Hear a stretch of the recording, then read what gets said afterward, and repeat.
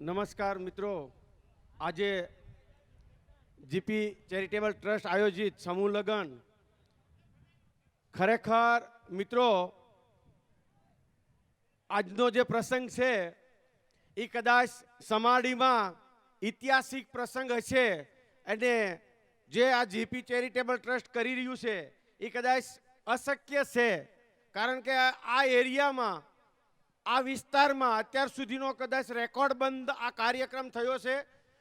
મિત્રો ખરેખર બધા ઊભા થઈ અને જીપી ચેરિટેબલ ટ્રસ્ટને અને આપણા 5 જે રત્નો છે જે અમરેલી જિલ્લાના એમને ઊભા થઈને સેલ્યુટ મારીને તાળીઓથી વધાવીએ તો પણ ઘટે છે, એટલે બધા સ્ટેન્ડિંગ ઓવેશન આપીએ એવી મારી પ્રાર્થના છે. ખરેખર આ બધા કામો પૈસેથી નથી થતા, આમાં દિલ જોઈએ, દિમાગ જોઈએ અને હાર્ડ મહેનત જોઈએ. જે આ વિસ્તારે કરી બતાવ્યું છે, જે જીપી ચેરિટેબલ ટ્રસ્ટે કરી બતાવ્યું છે. મિત્રો પૈસા કમાવા બહુ ઈઝી છે, પણ વાપરવાને એ તો લોઢાના સૈયા છે. કમાતા આવડે પણ વાપરતા ખિસ્સામાં હાથ જ નથી જાતો, આવી ગયા પછી લકવા થઈ જાય છે. એના બદલે આજે જે કામ કર્યું છે આ એક મોટું ઇન્વેસ્ટમેન્ટ કર્યું છે આપણા સમાજ માટે, આપણા જિલ્લા માટે, આપણા તાલુકા માટે. કથા સાથે જે લગ્ન કર્યા છે તમે જોજો, આ સંસ્કારનું કામ કર્યું છે. આ કોઈક વડીલોના આશીર્વાદ હશે કે વડીલોની કોઈક પુનાઈ હશે, કોઈ એવા સંતના આશીર્વાદ હશે કે સમાડીના પાદરમાં આવું કામ થઈ રહ્યું છે.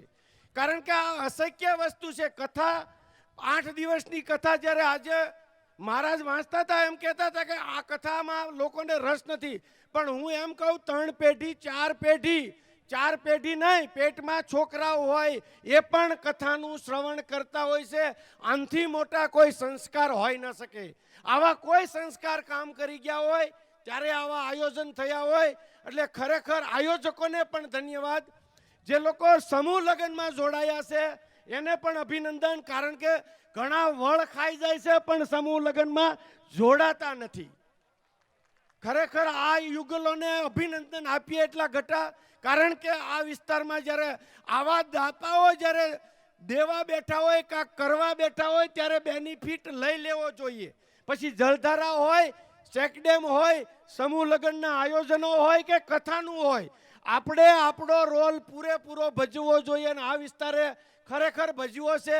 ધન્યવાદ ફરીથી. અને આજે પાછું આયોજન થયું કે દર વર્ષે 100 લગ્ન કરીશ. મિત્રો આ બહુ મોટી વાત છે. લોકો પોતાના કામ માટે મહેનત કરે છે, બીજાના કામમાં કોઈને રસ નથી. મને શું અને મારું હું, એમાં આજે આવા વિસ્તારમાં આવી પોતાના વતનમાં આવીને આ એક સૌરાષ્ટ્રનું જ લોહી હોઈ શકે.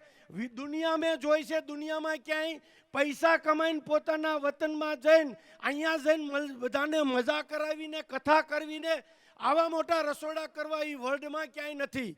એ આપણા સદભાગ્ય છે, કોઈક વડીલોના સંતોના આશીર્વાદ છે જે આજે આપણે નિહાળી રહ્યા છે.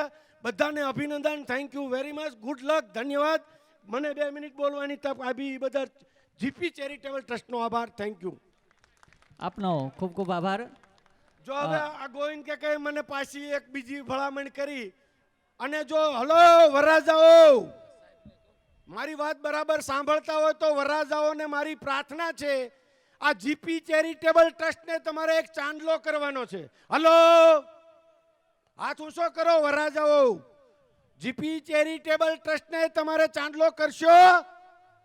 હલો હા તો પાડો. શંભુ, આજે તમે શંભુ છો, શંકર પાર્વતીના લગ્ન થયા. શંભુઓ, તમે આજે જીપી ચેરિટેબલ ટ્રસ્ટને એક ચાંદલો કરશો તો તમારે આજથી વ્યસન મૂકવાનું છે, તમાકુ, ગુટકા, બીડી કે કાંઈ પણ. તો તમે અમને એવું લાગશે કે તમે ખરેખર જીપી ચેરિટેબલ ઉપર બહુ મોટો ઉપકાર કર્યો છે પોતાનું એક વ્યસન છોડીને. તો કરશો ને? હલો, આજ પહેલો દિવસ છે, લગ્ન ગ્રંથથી જોડાના છો. બાપના બોલથી ખોટું નહીં બોલતા અને ખોટું નહીં કરતા. Thank you very much. Good luck.